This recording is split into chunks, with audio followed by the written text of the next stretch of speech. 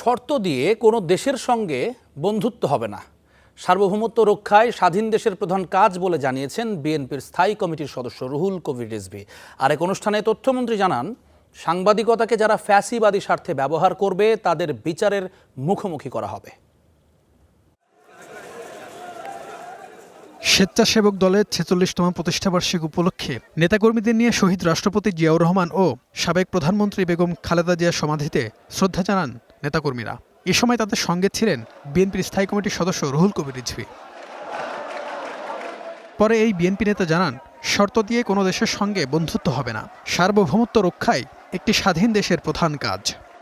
নিশ্চয়ই এইখানে যদি অন্য কিছু না থাকে তাহলে অবশ্যই সমতার ভিত্তিতে, মিউচুয়াল রেসপেক্টের ভিত্তিতে এবং এই যে সার্বভৌমত্বকে শ্রদ্ধা করার ভিত্তিতে সকল দেশের সাথেই আমাদের প্রধানমন্ত্রী তিনি সম্পর্ক রাখবেন।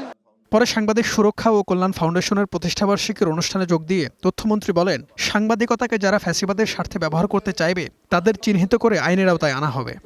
সাংবাদিকতার মতো এরকম মহান পেশাকে যারা ব্ল্যাকমেইলিং এর দিকে নিয়ে যেতে চায় তাদেরকে চিহ্নিত করতে হবে। সাংবাদিকতার মতো মহান পেশাকে যারা ফ্যাসিবাদের দালালে পরিণত করতে চায় তাদেরকে চিহ্নিত করতে হবে। জনগণের কল্যাণের জন্য ক্ষমতাকে প্রশ্ন করার ক্ষমতা সাংবাদিকদেরকে চর্চা করতে হবে।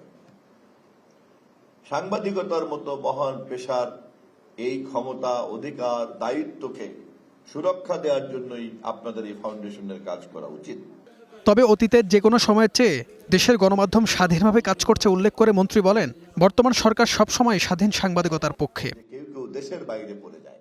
HM Imran, star news, Dhaka.